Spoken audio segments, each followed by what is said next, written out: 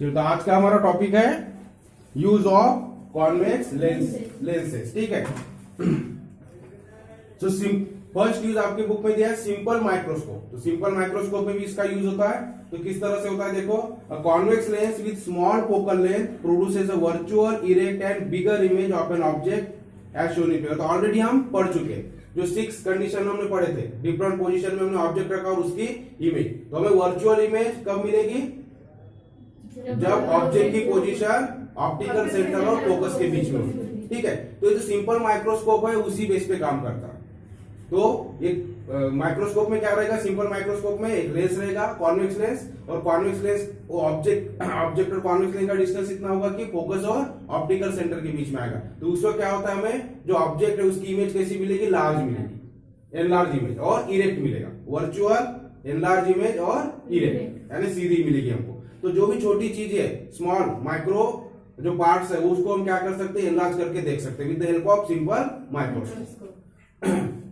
Such a lens is called simple microscope और magnifying lens. तो ये सिंपल एक लेंस है जिसमें अगर ऑब्जेक्ट को हम फोकस और ऑप्टिकल सेंटर के बीच में रखे तो हमें लार्ज दिखाई देता है। तो ये this lens is known as simple microscope. ठीक है।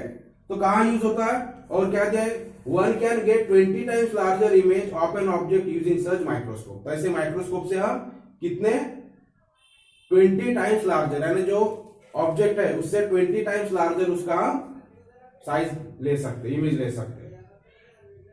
These are use for watch repair, testing precious gems and finding their defects. तो इस तरह से वॉच रिपेयर आपने देखा होगा, वॉच रिपेयर जैसे भी मैंने बताया, वॉच रिपेयर क्या करता है, उसके यहाँ आंखों में वो लगा लेता है। तो वॉच के अंदर के जो पार्ट्स होते हैं वो स्मॉल पार्ट्स होते हैं, स्मॉल एडजस्टमेंट होता है वहां पर। तो नेकेड आई से हम क्लियरली उतना नहीं कर पाएंगे। तो क्या होगा, ये लेंस क्या करेगा, मैग्नीफाई कर देगा। मैग्नीफाई करना मतलब लार्ज करना। जो छोटे छोटे पार्ट्स है वॉच के अंदर के थोड़े लार्ज हो जाएंगे, जिसकी वजह से इजीली वहां जो भी डिफेक्ट है उसको हम क्लियर कर सकते हैं। ठीक है। इस तरह से सिंपल माइक्रोस्कोप है। सिंपल माइक्रोस्कोप समझ में आ गया। सिंपल एक कॉन्वेक्स लेंस है जो क्या करता है, वर्चुअल, इरेक्ट और लार्जर इमेज तैयार करता है जब उस ऑब्जेक्ट को हम उसके फोकस और ऑप्टिकल सेंटर के बीच में रखते हैं। मतलब क्लोजर टू लेंस के क्लोज आता है, मतलब फोकल लेंथ के फोकस के अंदर आ जाएगा, तब उसकी इमेज फॉर्म होगी और इस तरह से हम इसको यूज करते हैं। तो this is called simple microscope. देखो यार फिगर में आपको दिया है, तो हम ऑलरेडी स्टडी कर चुके डायग्राम। तो ये आपका लेंस है, ये फोकस है और ऑप्टिकल सेंटर है। तो हमने ऑब्जेक्ट कहां रखा, हमने फोकस और ऑप्टिकल सेंटर के बीच में। तो देखो ये PQ ऑब्जेक्ट है और उसका इमेज क्या है, P1 Q1। तो कौन से साइड में आ रहा है, ये लेंस की इसी साइड में आ रहा है। मतलब इमेज कैसी है, ये वर्चुअल, जो रिफ्रैक्टेड रे एक्चुअली मीट नहीं हो रही, लेकिन they appear to come from a point. तो एक पॉइंट से आते हुए नजर आ रही है, तो इसका मतलब इमेज इधर फॉर्म होगी। इमेज कैसी है, large as compare to object. तो ऑब्जेक्ट से लार्ज हो गया और वर्चुअल एंड इरेक्ट। ठीक है, सीधी इमेज है इस तरह से। अब देखो कंपाउंड माइक्रोस्कोप क्या होता है, सेकंड है। सिंपल माइक्रोस्कोप में एक लेंस हमने यूज किया। अब कंपाउंड माइक्रोस्कोप क्या होगा, मोर देन वन, एक से ज्यादा हम वहां पे लेंस यूज करेंगे और उससे इमेज फॉर्म करने की कोशिश करेंगे।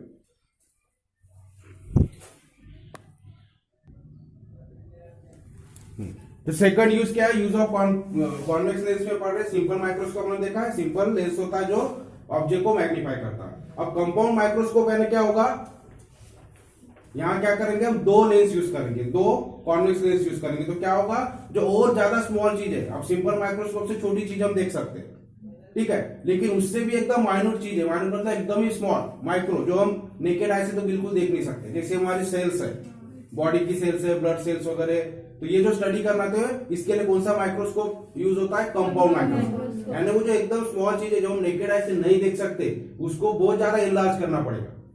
सिंपल माइक्रोस्कोप ज्यादा से ज्यादा कितने टाइम एनलार्ज कर सकता है, 20 टाइम्स।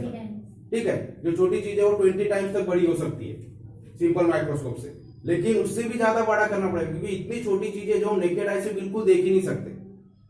आगे दिन में जैसे सेल्स वगैरह जो भी है, एनिमल सेल्स है या प्लांट की सेल्स है या कहीं भी हमें ये करना है, तो इसके लिए क्या करना पड़ेगा, उसको बहुत ज्यादा एनलार्ज करना पड़ेगा। तो डबल उसको, और तो क्या करना है, डबल लेंस हम यूज करना है, 2 लेंस यूज करना है। तो एक लेंस से क्या होगा, ऑलरेडी थोड़ा सा एनलार्ज होगा और इसका फिर से दूसरे लेंस का हम यूज करेंगे, ये वाली इमेज दूसरे के लिए ऑब्जेक्ट बन जाएगी, तो फिर से उसका एनलार्जमेंट होगा, फिर से मैग्निफिकेशन होगा, तो 2 बार यहाँ मैग्निफिकेशन होगा। तो पहला जो है मैग्निफिकेशन होगी, थोड़ी बड़ी बनेगी उसकी इमेज, उसका फिर से मैग्निफिकेशन होगा दूसरे लेंस से, तो और बड़ी हमें इमेज मिलेगी। तो ऑब्जेक्ट क्या हो जाएगा, object can be observe by eyes with the help of this compound microscope. तो आईज से उसको फिर ऑब्जर्व कर सकते, जो कि नेकेड आई से उसको नहीं देख सकते। तो देखो, simple microscope is used to observe small size objects.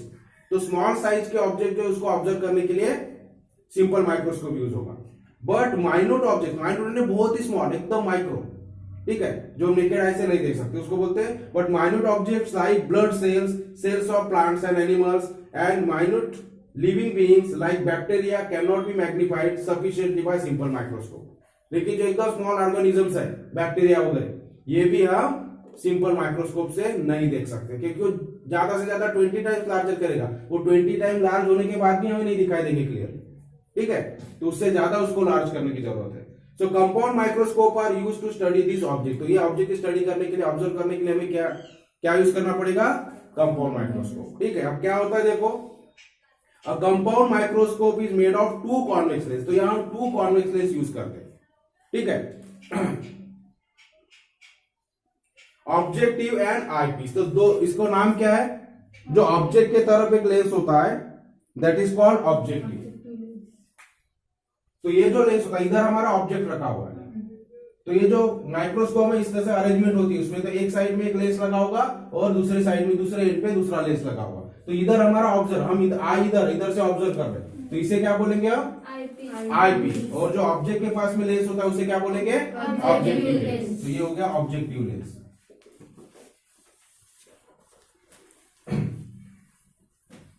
फिर eyepiece,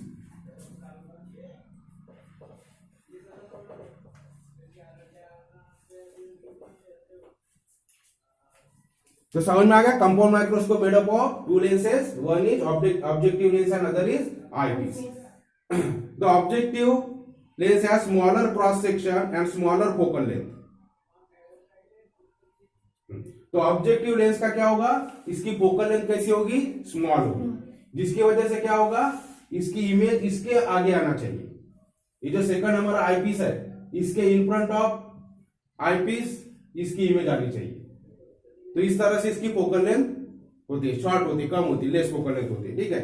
so the objective has smaller cross section and smaller focal length. The eyepiece has bigger cross section, it's focal length is also larger than that of objective. तो objective से इसकी focal length ज्यादा होगी और इसका cross section भी ज्यादा होगा, ठीक है, यानी बड़ा होगा। Higher magnification can be obtain by the combined effect of the 2 lenses.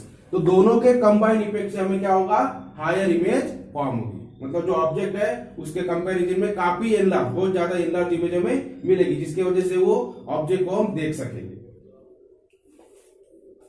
As shown in figure, the magnification occurs in 2 stages. तो 2 बार होता है, 2 स्टेज में मैग्निफिकेशन होगा। The image formed by the first lens act as the object for the second lens. The axes of the both lenses are along the same line. The lenses are fitted inside a metallic tube in such a way that the distance between them can be changed. ठीक है, तो adjustable होता है, एक tube के अंदर fit होते हैं, ठीक है। एक ट्यूब के अंदर एक साइड में जिधर से ऑब्जेक्ट को हमें ऑब्जर्व करना है उधर ऑब्जेक्टिव लेंस होगा, और जिधर से हम ऑब्जर्व कर रहे हैं हमारा आई जिधर रहेगा उधर आईपीस होगा। तो कंपैरिजन में क्या होता है, ये जो ऑब्जेक्टिव लेंस है ये स्मॉलर क्रॉस सेक्शन का होगा, मतलब स्मॉल होगा, इसकी फोकल लेंथ भी स्मॉल होगी। और जो आईपीस होता है ये लार्जर साइज का होगा, इसकी फोकल लेंथ भी ज्यादा होगी। अब काम कैसे करता है, तो ऑब्जेक्ट हमने यहां रख दिया, ठीक है, तो यहां से अब इसकी फोकल लेंथ ऐसे एडजस्ट की जाती है कि इसका जो इमेज फॉर्म होगा कहां होना चाहिए, ये आईपीस के पहले होना चाहिए। तो इसकी जो इमेज फॉर्म हुई ये पहले ऑब्जेक्टिव लेंस ने जो इमेज फॉर्म किया है ऑब्जेक्ट की, तो ये इमेज इसके लिए क्या हो जाता है, ऑब्जेक्ट का काम करता है। समझ में आ गया। अब यहां से फिर से रिफ्रैक्शन होगा। अब देखो यहां इमेज कहां आ गई, इसके ये इसका फोकस है, ये आई पीस का ऑप्टिकल सेंटर है, और ये एफ ई मतलब focus of eyepiece, F O मतलब फोकस ऑफ ऑब्जेक्ट। आगे ध्यान में अब ये फोकस और ऑप्टिकल सेंटर के बीच में ऑब्जेक्ट आ गया। ये ऑब्जेक्ट हो गया, इसकी इमेज यानी इसके ये लेंस के लिए क्या बन गया है, ऑब्जेक्ट बन गया। तो इसका इमेज किधर फॉर्म होगा, इस साइड में फॉर्म होगा, क्योंकि वर्चुअल इमेज। ठीक है, तो इमेज फॉर्म करने के लिए हम क्या करते हैं, एक पैरेलल रे जाएगी। पैरेलल रे का रिफ्रैक्शन कैसे होता है, कहां से होता है, फोकस से। जब पैरेलल रे प्रिंसिपल एक्सिस को जो पैरेलल रे इंसिडेंट है, तो इसका रिफ्रैक्शन इधर मान लो इसका दूसरा फोकस है, रिफ्रैक्टेड रे कहां से जाएगी, फोकस से। और दूसरा एक दो हम यूज करते हैं इमेज फॉर्मेशन के लिए, एक पैरेलल लाइन पैरेलल रे और दूसरा ऑप्टिकल सेंटर से। ठीक है, अब ऑप्टिकल सेंटर से जाने वाली रे क्या होती है, स्ट्रेट जाएगी ऑप्टिकल सेंटर से। तो ऑप्टिकल सेंटर से जाने वाली रे हम, तो ये हो गई ऑप्टिकल सेंटर से जाने वाली रे, तो स्ट्रेट जाएगी, डेविएशन ही होगा। और जो पैरेलल इंसिडेंट रे है, अब ये ऑब्जेक्ट है, ये लेंस है, तो ये पैरेलल रे है, तो ये हो गई इधर वाले फोकस से। ठीक है, और जो ऑप्टिकल सेंटर से जा रही है वो डायरेक्ट सीधी जाएगी विदाउट डेविएशन। बट अब ये दोनों रे कैसी जा रही है, एक दूसरे से अवे जा रही, but they appear to come from a point, single point. ठीक है, तो ऐसे लगेगा कहीं तो भी एक पॉइंट से निकल रही है, तो हम इसको इधर प्रोड्यूस कर देंगे। तो ये रे भी और इसे भी हम इधर प्रोड्यूस कर देंगे। तो इस तरह से क्या होगा, इमेज फॉर्म होगा इसकी।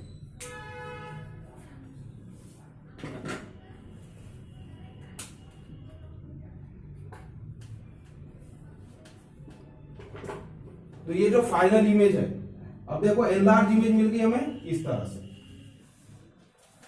तो जो ऑब्जेक्ट था हमारा इस साइज का था, इससे और एनलार्ज हो गया, और सेकंड लेंस की वजह से और ज्यादा एनलार्ज हो गया, डबल मैग्नीफाई हो गया। तो इस तरह से माइक्रोस्कोप अब इमेज डिस्टेंस पे डिपेंड करता है, ये एडजस्टेबल होता है दोनों लेंस का डिस्टेंस। तो इमेज हमें अब यहाँ पर यहाँ मिल रही है, आपकी बुक में इधर दिखाई हुई है, तो डिपेंड करता है। अगर ये थोड़ा साइज छोटा होता तो क्या होता, इमेज इधर आती। ठीक है, लेकिन बेसिक क्या है, बेसिक चीज आपको क्या ध्यान में रखना है कि ऑब्जेक्टिव लेंस पहले ऑब्जेक्ट का इमेज फॉर्म करेगा, और ये जो इमेज ऑब्जेक्टिव लेंस ने फॉर्म किया है, ये आईपीस के लिए क्या हो जाएगा, ऑब्जेक्ट का काम करेगा। फिर ऑब्जेक्टिव से हमें आईपीस हमें और उसको एनलार्ज करके उसकी वर्चुअल इमेज दिखाएगा। ठीक है, वर्चुअल है जो भी है, जैसा ऑब्जेक्ट इन्वर्टेड है तो ये भी इन्वर्टेड वर्चुअल इमेज मिलेगी हमें। तो हम माइक्रोस्कोप के अंदर देख सकते हैं एनलार्ज होकर जो ऑब्जेक्ट है हमारा, माइन्यूट जो ऑब्जेक्ट है, सेल्स है, ब्लड सेल है, या बॉडी की एनिमल सेल है, या प्लांट सेल है, जो भी। तो समझ में आ गया कैसे कंपाउंड माइक्रोस्कोप काम करेगा।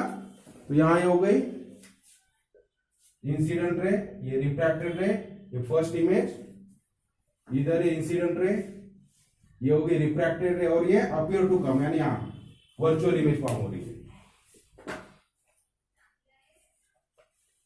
The axis of both lenses are along the same line, और दोनों भी जो लेंस होते हैं उसका एक्सेस क्या होता है, सेम लाइन में होता है। तो एक ट्यूब के अंदर दोनों लेंस अरेंज किए जाएंगे, और उस ऐसे अरेंज किए जाएंगे कि उनका एक्सेस क्या होना चाहिए, सेम होना चाहिए। मतलब दो ये जो लाइन एक्सेस पास होगा तो दोनों के ऑप्टिकल सेंटर से बराबर पास होगा, इस तरह से अरेंज किया जाता है। और ये एडजस्टेबल होते हैं, वहां स्क्रू होता है एडजस्टमेंट के लिए, तो क्या होगा, ये कम ज्यादा आगे पीछे हम कर सकते हैं। तो जैसा हमें मैग्निफिकेशन चाहिए उस हिसाब से हम इसको आगे पीछे करेंगे, तो बराबर क्या होगा, कम ज्यादा ये इमेज का साइज होगा, तो उसी तरह से हमें फाइनल जो इमेज मिलेगी वो बराबर मिलेगी जैसे हमें चाहिए। तो फोकल लेंथ इधर उधर एडजस्ट कर सकते हैं, इनका डिस्टेंस हम एडजस्ट कर सकते हैं लेंसेस का। तो ये हो गया कंपाउंड माइक्रोस्कोप के बारे में। अभी नेक्स्ट है, तो देखो आपकी बुक में ऑलरेडी फिगर दिया हुआ है अच्छी तरह से। ठीक है, कंपाउंड माइक्रोस्कोप कैसे काम करता है। अभी टेलीस्कोप, अब ये कोरोना की वजह से आपका टेलीस्कोप डिलीट किया, लेकिन हम देख लेंगे कैसे काम होता है। ठीक है, टेलीस्कोप में, और फिर ऑप्टिकल इंस्ट्रूमेंट।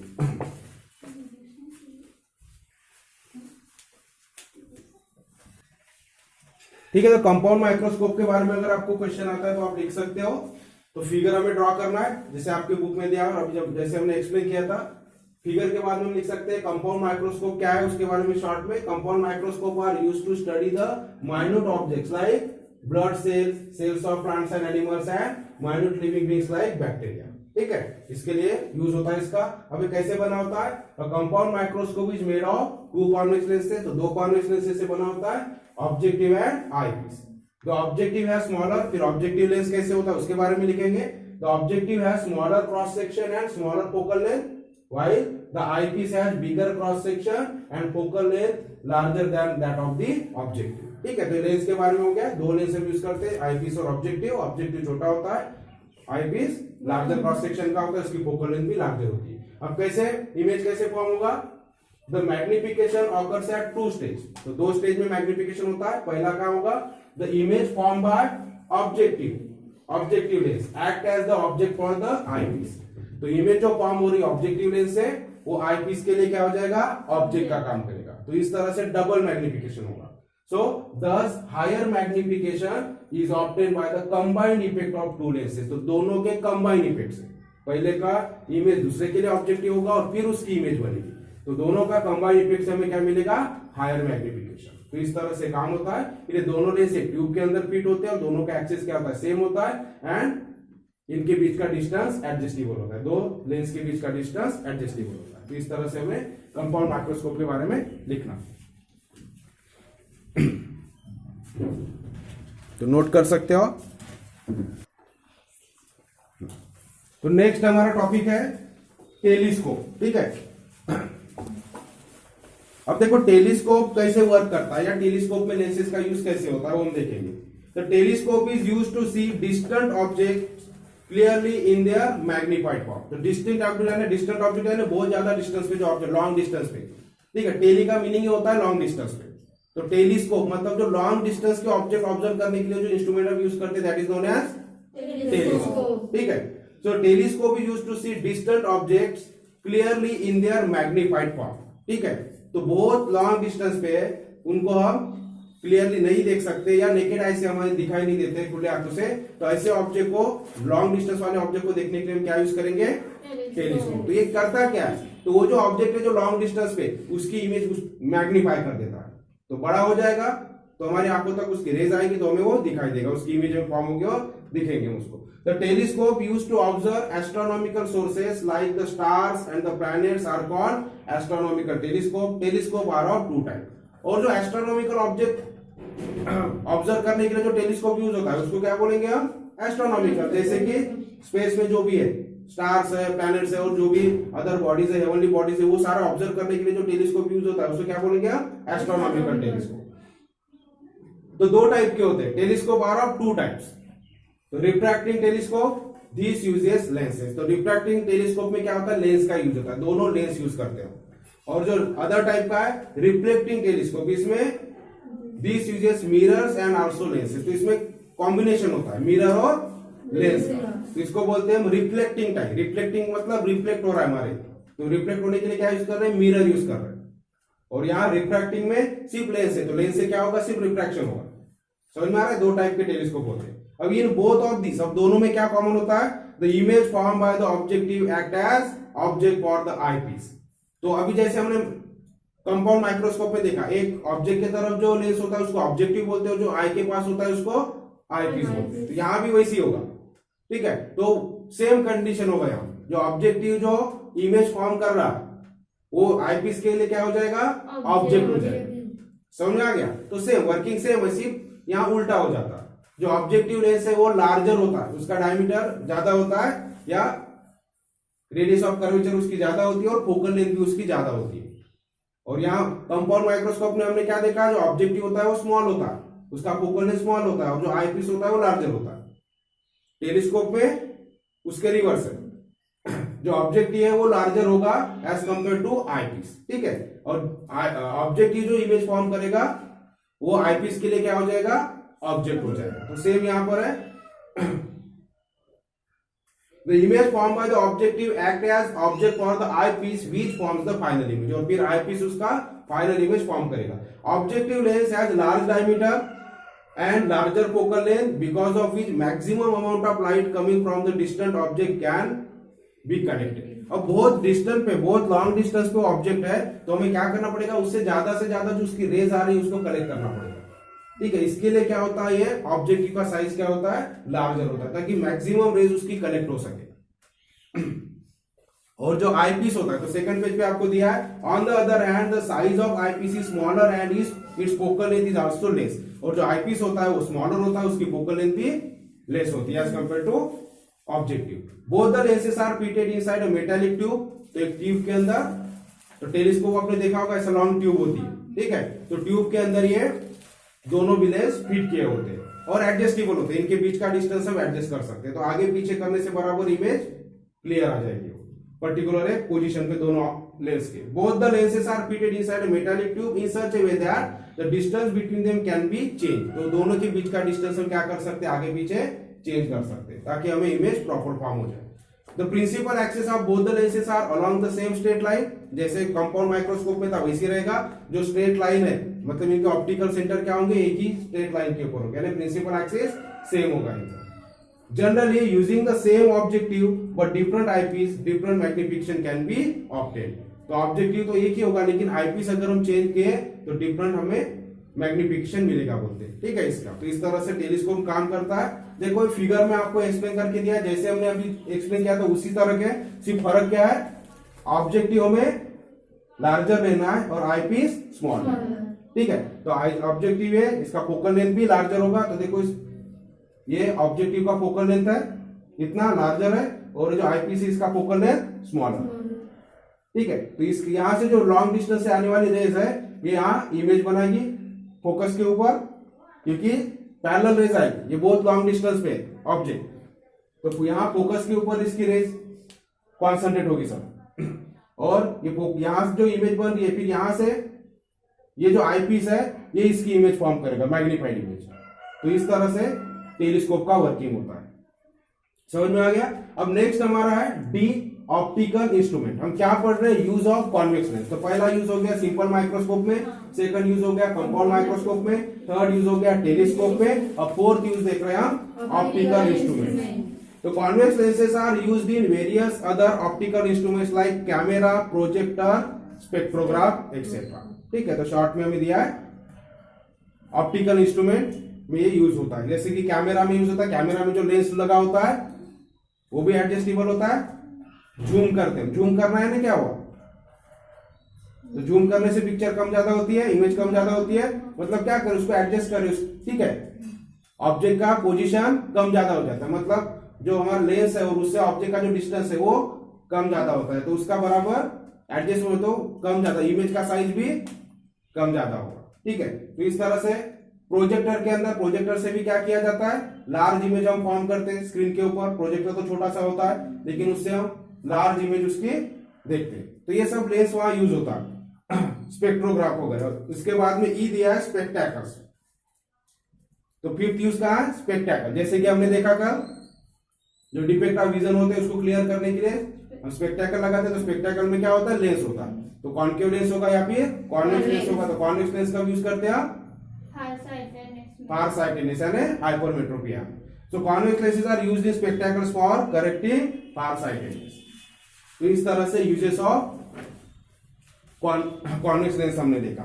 अब देखो ट्राई दिस में क्या दिया है, take a burning incense stick in your hand and rotate it fast along a circle. तो हम अभी नेक्स्ट टॉपिक पे जा रहे हैं, that is persistence of vision. Persistence यानी बने रहना, ठीक है, ऑफ विजन यानी विजन का बने रहना, उसको बोलेंगे हम परसिस्टेंस। हम कैसे बने रहना, मतलब क्या होगा, आप एक इंसेंस स्टिक लो, इंसेंस स्टिक यानी अगरबत्ती, ठीक है। इंसेंस स्टिक को आप क्या करो, बर्निंग इंसेंस जो जलती हुई अगरबत्ती है, इंसेंस स्टिक, उसको स्टिक आपको लेना, उसको घुमाना, तो क्या आपको दिखाई देगा, क्या दिखाई देगा,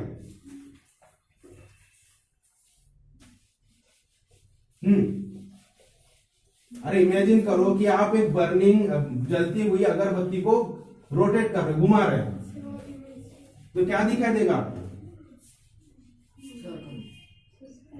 पूरा जो इस तरह से, ये मान लो इंसेंस स्टिक है, अगरबत्ती आपकी, अब ये तो सिंगल है, एक ही है, और ये जल रही है, मतलब बर्निंग हो रही, मतलब यहां का पोर्शन क्या हो जाएगा, ये रेड होगा। अगर इसको आप रोटेट करोगे, ऐसे घुमाओगे, तो क्या दिखेगा, ये पूरा सर्कल रेड दिखेगा, यहां से दिखेगा। अब रेड तो एक ही पॉइंट पे, लेकिन पूरा सर्कल क्यों बन रहा, क्यों बन रहा है? या फैन, अब फैन में सिर्फ कितने वहां आपको ब्लेड्स दिख रही है? 3 ब्लेड्स दिख रहे हैं, बीच में पूरे गैप है, लेकिन जब फैन ऑन होता है तो गैप दिखती है क्या वहां? क्यों?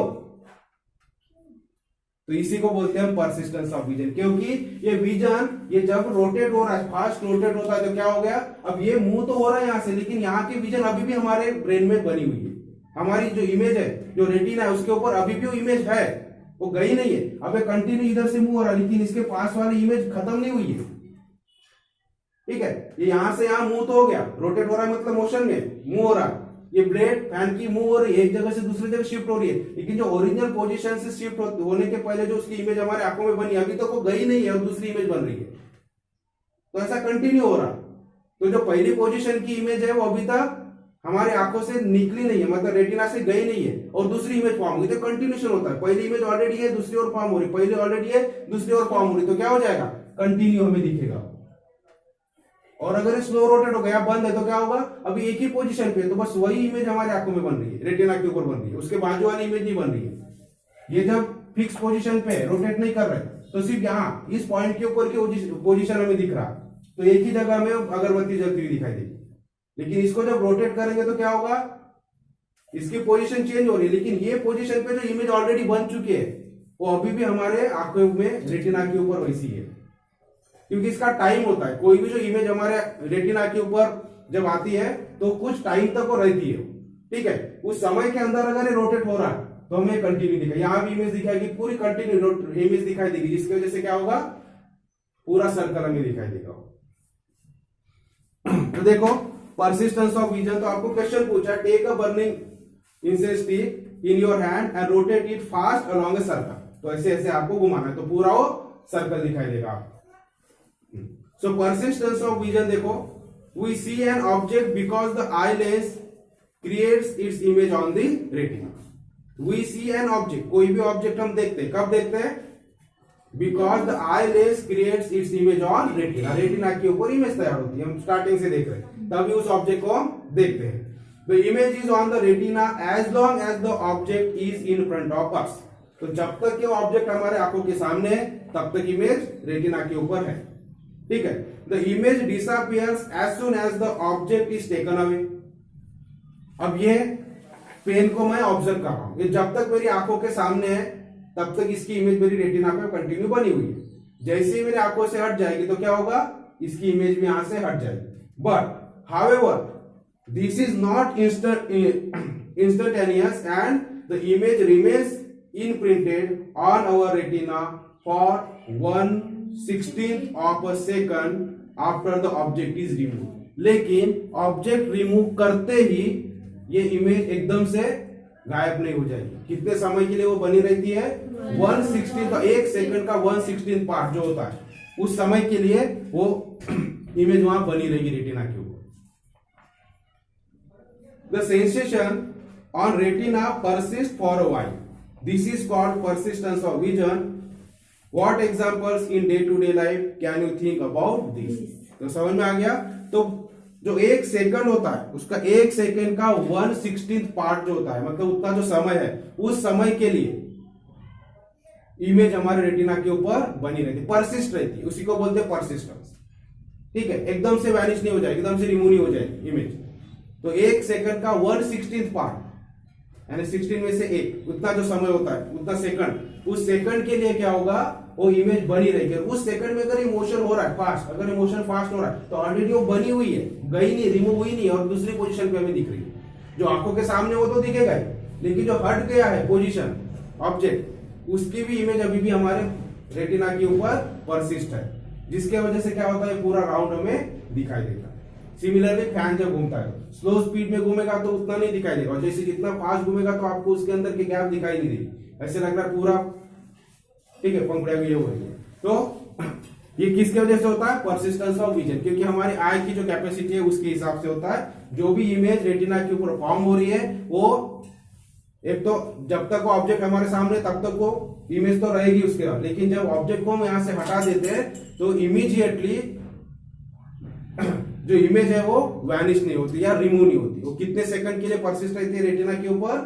1/16 ऑफ सेकंड, ठीक है, तो 1 सेकंड के 1/16 समय के लिए, टाइम के लिए वो परसिस्ट होती है। और इस बीच में अगर उस ऑब्जेक्ट का मोशन हो रहा है तो क्या होगा, वो कंटिन्यूशन में हमें दिखाई देगा। जो ऑब्जेक्ट इमेज है वो कंटिन्यू में दिखाई देगी, जिसकी वजह से हमें ये स्टिक अगर इस तरह से राउंड बनाते हुए दिखाई देती है। तो इसी बोलते हैं हम परसिस्टेंस ऑफ विजन। अब नेक्स्ट टॉपिक है कैन यू टेल। एक मिनट इसको,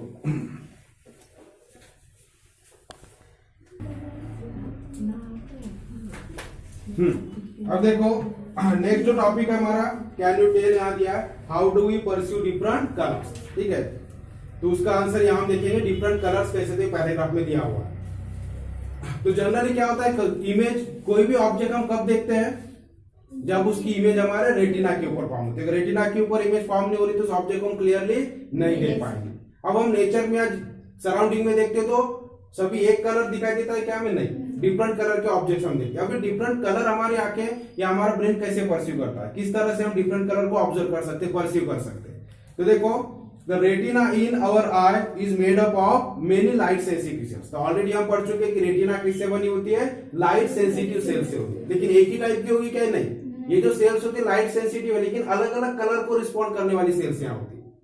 ठीक है, रेटिना के ऊपर light sensitive. These cells are shape like a rod and like a cone. तो दो टाइप की सेल्स होती है जो रेटिना में लाइट सेंसिटिव सेल्स है, ये दो तरह की होती है। एक होती है रॉड शेप और दूसरी होती है कोन के शेप। ठीक है, अब देखो ये फंक्शन कैसे करती है, कैसे काम करती है। रॉड शेप वाली सेल का काम क्या है और कोन शेप वाली कैसे काम करती है। The rod like cells respond to the intensity of light and gives information about the brightness or dimness of the object to the brain। तो ये जो रॉड शेप वाली रॉड लाइक जो सेल्स है ये भी लाइट सेंसिटिव है, लेकिन किस तरह का सेंस देती है, ब्राइटनेस और डिमनेस का, यानी लाइट ज्यादा है या लाइट कम है, इस तरह का सेंस कौन देगा, ठीक है। तो उस तरह से ब्रेन को मैसेज जाएगा कि लाइट ब्राइट है या डिम है, कम है। ठीक है, द कोनिकल सेल, तो ये हो गया रॉड सेल के बारे में, ये कलर में नहीं दिखाएगा, जो ब्राइटनेस और डिमनेस दिखाई देगा। ठीक है, डलनेस। तो कोनिकल, फिर कोनिकल सेल किसको रिस्पॉन्ड करती है, the conical cells respond to the colour and give information about the colour of the object to the brain. और जो कोन शेप की जो सेल्स होती है लाइट सेंसिटिव सेल्स, ये डिफरेंट कलर के लिए डिफरेंट सेल्स होती है, डिफरेंट कलर को रिस्पॉन्ड करती है और उस तरह से उस कलर का इमेज फॉर्म होता है और कलर का सेंसेशन हमें, वो जो सिग्नल है कहां ब्रेन को भेजे जाते हैं और ब्रेन उसको एनालाइज करता है। रेड कलर है तो उसको रेड एनालाइज करके, ग्रीन है तो ग्रीन एनालाइज। तो हर एक ये जो कोनिकल सेल होती है इसमें भी डिफरेंट कलर के हिसाब से डिफरेंट सेल होती है सेंसिटिव। तो कोई सेल्स जो कोनिकल सेल होगी सिर्फ रेड कलर को रिस्पॉन्ड करेगी, कुछ सेल्स होगी जो ग्रीन को, यानी डिफरेंट कलर के लिए डिफरेंट सेंसिटिव सेल्स होती है। समझ में आ रहा है। The conical cells respond to the color and give information about the color of the object to the brain। तो कलर को रिस्पॉन्ड करेगी और ऑब्जेक्ट का जो भी कलर है उस तरह से इंफॉर्मेशन है ब्रेन को कोनिकल सेल भेजेगी। Brain processes all the information receive and we see the actual image of the object. और ब्रेन उसको क्या करता है, प्रोसेस करता है, सिग्नल जो आते हैं सेल से उसको और एनालाइज करता है, उस हिसाब से हम ऑब्जेक्ट का जो कलर है वो हम परसीव करके देखते हैं। Rod like cells respond to faint light also, but conical cells do not। तो रॉड लाइक, ये क्या, रॉड लाइक सेल जो होती है किसको रिस्पॉन्ड करती है, जनरली ब्राइटनेस और डिमनेस को। तो फेंट लाइट को भी ये रिस्पॉन्ड करेगी, लेकिन कोनिकल सेल उसको नहीं करती है। Thus we perceive color only in bright light। तो कलर, अगर अंधेरे में आपने कोई भी कलर रंग तो आपको क्या कलर दिखेगा, नहीं दिखेगा।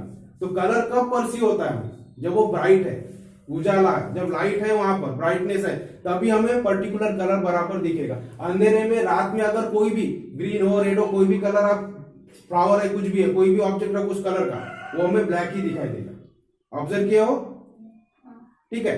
तो जनरली क्या होता है, डिम जो फेंट लाइट होता है उसको कौन परसीव करता है, rod like cells respond to the faint light also, but conical cell do not. Conical cell faint light, faint है ना डिम लाइट, ठीक है, उसको परसीव नहीं कर सकते, जिसकी वजह से क्या होगा, we perceive colours only in bright light. तो ब्राइट लाइट में हम कलर को परसीव कर सकते हैं। The conical cells can respond differently to red, green and blue colours. तो जो कोनिकल सेल्स होती है तो डिफरेंट कलर के लिए डिफरेंटली वो रिस्पॉन्ड करती है। रेड कलर के लिए अलग रिस्पॉन्स करेगा, ग्रीन कलर के अलग, ब्लू कलर के अलग, इस तरह से। When red color falls on the eye, the cells responding to red light get excited more than those responding to other colors, and we get the sensation of red color. तो मान लो अगर किसी object का red colour, तो वहां से आने वाली जो रेज है रेड कलर, तो क्या होगा, पर्टिकुलर जो रेड कलर को रिस्पॉन्स करने वाली सेल है वही एक्टिव होगी। समझ में आ रहा है? रेड कलर को रिस्पॉन्ड करने वाली एक्टिव हो रही है, बाकी की सेल उतनी एक्टिव नहीं होगी, तो हमें बराबर ब्रेन को रेड कलर का ही मैसेज जाएगा। इसलिए हम उस ऑब्जेक्ट को कैसे देखेंगे, रेड कलर। अगर ग्रीन कलर का ऑब्जेक्ट है तो ग्रीन कलर को रिस्पॉन्ड करने वाली सेल एक्साइट हो जाएगी। समझ में आ रहा है? तो जो कोनिकल सेल होती है उसमें भी डिफरेंट सेल होती है, पर्टिकुलर कलर के हिसाब से सेल्स होती है, जो पर्टिकुलर उस कलर को ही रिस्पॉन्ड करती है। तो रेड को रिस्पॉन्स करने वाली सेल एक्टिव होगी तो रेड कलर दिखाई देगा, ब्लू को रिस्पॉन्ड करने वाली सेल एक्टिव होगी तो ब्लू कलर दिखाई देगा। इस तरह से कलर होते हैं। तो इस तरह से हमारी आंखें कलर को रिस्पॉन्ड करती है और हम डिफरेंट कलर्स की इमेजेस देख सकते हैं। Some people lack conical cells responding to certain color. अब कुछ पीपल में ये कोनिकल सेल अगर नहीं है, ठीक है, लॉस हो गई है या खराब हो गई या जो भी है, या है ही नहीं, बनी नहीं उनकी इसमें, तो क्या होगा, अभी कोनिकल सेल रिस्पॉन्ड कर रही है डिफरेंट कलर को। अगर पर्टिकुलर किसी कलर की कोनिकल सेल है ही नहीं या रिस्पॉन्ड ही नहीं कर रही, काम ही नहीं कर रही, तो क्या होगा, वो कलर उसको नहीं दिखाई देगा, उसका ब्रेन उस कलर को एनालाइज नहीं कर पाएगा। ठीक है, और कोनिकल सेल अगर है ही नहीं किसी में तो क्या होगा, उसको बोलते हैं कलर ब्लाइंडनेस। कलर ब्लाइंडनेस मतलब वो कलर में डिफरेंशिएट नहीं कर पाएगा, ये ग्रीन है या ब्लैक है या रेड है या ब्लू है, ठीक है, कलर को पहचान नहीं पाएगा क्योंकि उसका ब्रेन उसको एनालाइज ही नहीं कर रहा, क्योंकि वो जो सेल्स है वो पर्टिकुलर कलर को रिस्पॉन्ड करने वाली जो सेल्स है कोनिकल सेल्स उसके बॉडी में या उसके रेटिना के ऊपर नहीं है। ठीक है, some people lack conical cells responding to certain colors. This person cannot recognize those colors or cannot distinguish between different colors. तो ये रिकॉग्नाइज नहीं कर सकते कि ये रेड है या ब्लू है या येलो है। समझ में आ गया? क्योंकि ये जो सेल्स है वही नहीं, उसमें रिकॉग्नाइज करने वाली सेल ही नहीं है। समझ में आ गया? तो ऐसे इसमें क्या होगा, एक तो कंफ्यूज रहेगा, कलर कौन सा है उसको डिस्टिंग्विश नहीं कर पाएगा। ठीक है, समझ नहीं आएगा उसको कलर कौन से। These persons are said to be color blind. तो ऐसे पर्सन को क्या बोलते हैं, कलर ब्लाइंड यानी अंधा। किससे अंधा, दिखता तो है, सब कुछ देख रहा है लेकिन कलर को डिस्टिंग्विश नहीं कर पा रहा, कलर को पहचान नहीं पा रहा, तो इसको क्या बोलते हैं, colour blind. Apart from not being able to distinguish between different colours, there eye sight is normal. उनका आई साइट नॉर्मल है, जैसा हम देख रहे हैं वैसे ही देख रहे हैं, सिर्फ कलर को डिस्टिंग्विश नहीं कर पा रहा, आगे दिन में कलर को नहीं पहचान पा रहा, उसकी आंखें उसको बराबर कलर नहीं दिखा रही। तो इस तरह से कलर ब्लाइंडनेस होता है। तो आपको पता चल गया how do we perceive different colours, तो कैसे हम परसीव करते हैं। तो हर एक ऑब्जेक्ट की जो होती है रेटिना के ऊपर इमेज फॉर्म होती है, तभी हम उस ऑब्जेक्ट को देख सकते हैं। फिर हमारे रेटिना के ऊपर लाइट सेंसिटिव सेल्स होती है जो दो टाइप की होती है, एक रॉड शेप होती है, दूसरी कोन शेप होती है। रॉड शेप वाली जो सेल्स होती है वो ब्राइटनेस और डिमनेस को रिस्पॉन्स करती है, जबकि जो कोन शेप वाली सेल्स होती है वो कलर को रिस्पॉन्स करती है। ठीक है, तो ये कोन शेप वाली जो सेल्स है तो डिफरेंट कलर के लिए डिफरेंट सेल्स कोनिकल शेप होती है। तो जो ऑब्जेक्ट का कलर है वहां से जो रेज आ रही है, तो अगर रेड रेज आ रही है, रेड लाइट है, तो रेड कलर को रिस्पॉन्ड करने वाली सेल एक्साइट होगी और वो इंफॉर्मेशन देगी ब्रेन को, ब्रेन उसको एनालाइज करेगा और हमें वो ऑब्जेक्ट रेड दिखाई देगा। अगर ग्रीन रेज हमारे आंखों तक आ रही, ग्रीन ऑब्जेक्ट से रेज आ रही, तो क्या होगा, ग्रीन कलर को रिस्पॉन्ड करने वाली सेल्स एक्टिव होगी और वो हमें ब्रेन को इंफॉर्मेशन देगी। इस तरह से अगर मिक्स कलर है, अब मिक्स कलर, अभी आप सब यहाँ बैठे हो तो क्या मिक्स है किसी का, ठीक है, जो आपके क्लॉथ्स आपने पहने हुए, कोई रेड है, कोई ब्लू है, येलो, इस तरह से, तो मेरी आंखें क्या कर रही है, तो डिफरेंट, तो एक साथ में क्या हो रही है, अलग अलग कलर की जो सेल्स है एक्साइट हो रही है और वो बराबर प्रॉपर मैसेज भेजे, तो इस तरह से हम कलर उसको रिकॉग्नाइज कर पा रहे हैं। और जिस पर्सन में ये एबिलिटी नहीं होती या ये कोन सेल्स जो कि पर्टिकुलर कलर को रिस्पॉन्ड कर रही है, ये अगर नहीं है या लॉस हो गई है, तो क्या होगा, उससे कलर ब्लाइंडनेस हो जाएगा। तो कलर ब्लाइंडनेस यानी क्या होता है, the person loses its capacity to distinguish between colours. तो कलर में डिस्टिंग्विश करने की कैपेसिटी वो खो देता है, उसकी आंखें डिस्टिंग्विश नहीं कर पाती, रेटिना के ऊपर जो सेल्स है कोनिकल सेल्स वो प्रॉपर उसको रिस्पॉन्ड नहीं कर पाती। ठीक है, तो ऐसे पर्सन को क्या बोलेंगे आप, कलर ब्लाइंड। हालांकि उसको विजन पूरा क्लियर है, सारे ऑब्जेक्ट क्लियर देख सकता है, सिर्फ कलर को वो डिस्टिंग्विश नहीं कर सकता, अलग अलग नहीं देख सकता, इसको बोलते हैं कलर ब्लाइंडनेस। तो इस तरह से हमारा जो यूनिट है लेंसेस वाला ये यहाँ खत्म होता है।